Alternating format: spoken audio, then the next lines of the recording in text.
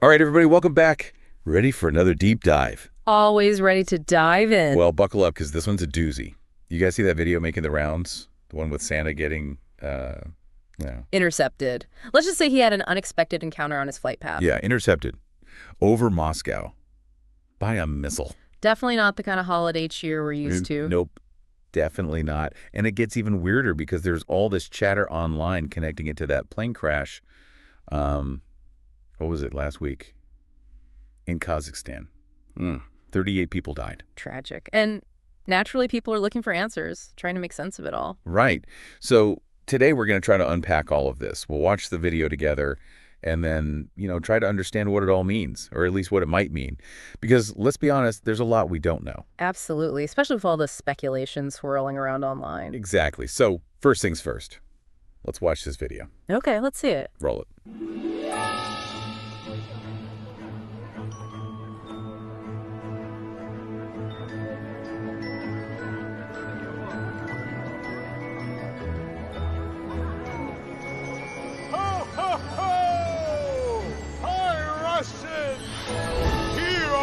Presents!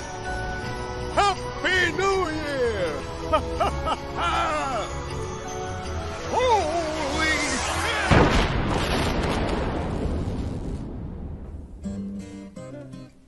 Все?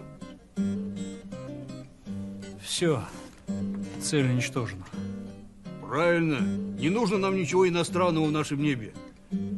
С Новым годом! И тебя, дед. Всех с Новым годом. Whoa. Yeah. I mean, I knew what was coming, and it still kind of messed with me. It's powerful imagery. And very deliberately crafted. Definitely. So let's break it down a bit. We've got Santa. He's speaking English, wishing everyone a Happy New Year. Seems friendly enough at first. Right. Then, boom, missile takes him out of the sky. And the way it cuts to that Russian Santa figure. Yeah, with the military guy smiling. It's like celebratory. Definitely unsettling. Totally. So how about we shift gears and talk about that plane crash in Kazakhstan? Because, like I said, there's a lot of chatter linking this video to that event. Makes sense. Both are about, well, things getting shot out of the sky. Right. And the timing is suspicious. This video appeared online just a few days after the crash. Right around the same time that those Azerbaijani government sources started suggesting Russian involvement. Which, it's worth emphasizing, hasn't been confirmed, right? Correct. That's just one interpretation of events, and it's based on, limited information. We don't have all the facts yet. Investigations are still ongoing. Good point. It's crucial to be cautious with information, especially when it's coming from, well, governments, especially when there are pre-existing tensions. Right. And look, I'm not saying Russia did anything. Right. But there's definitely a history there. Yeah. A history of, well, let's just say things haven't always been smooth sailing between those two countries. Right. So you can see how this video, even if it's satire. Which, I mean, it has to be satire, right? Most likely. But even so, it plays into those anxieties, those uncertainties. Yeah. Especially with Putin calling for a thorough investigation into the plane crash. Which, I mean, how do you even read into that? Right. It's difficult to say what his motivations are or what the outcome will be. And then you've got Moscow's airports closing down with no explanation. Like, what's going on there? Right. That's all. Very unsettling. For sure. Makes you wonder about the bigger picture, Yeah.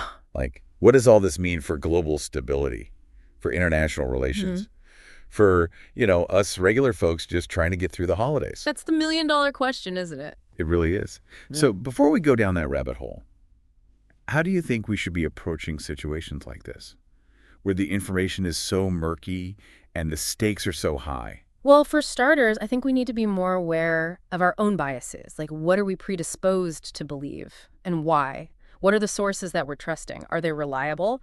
Are we getting a diversity of perspectives? That's a good point. I feel like it's so easy to just read a headline or watch a video and take it at face value, especially when it confirms what we already believe. Exactly. Confirmation bias is a powerful thing. We need to be willing to challenge our own assumptions, to seek out information that might contradict our worldview. And probably to just be okay with not knowing. Right. Like, sometimes that there just aren't easy answers. Absolutely. We live in a complex world, and sometimes the best we can do is acknowledge that complexity, to recognize that there are multiple perspectives on every issue. Well said. I think that's a great takeaway for all of us.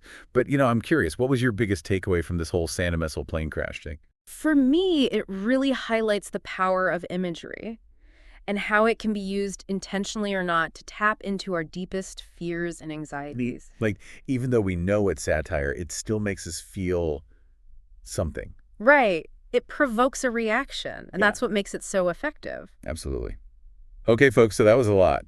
A lot to think about, a lot to unpack. But hey, that's what these deep dives are all about, right? Right. So what do you guys think? Hit us up in the comments. Tell us your interpretation of the video. Tell us how you make sense of all this crazy stuff happening in the world. And hey, while you're at it, hit that like button and subscribe to the channel. It really helps us out. And if you're feeling extra generous, check out our GoFundMe page. We're trying to upgrade our equipment so we can bring you even better content. Yeah.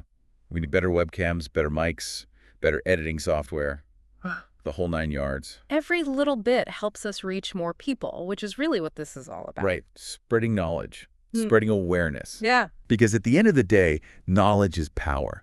And we want you guys to be as informed as possible. So you can make the best decisions for yourselves, for your families, and for your communities. Couldn't have said it better myself. So on that note, until next time, stay curious, stay informed, and stay engaged. See you next time. Peace out.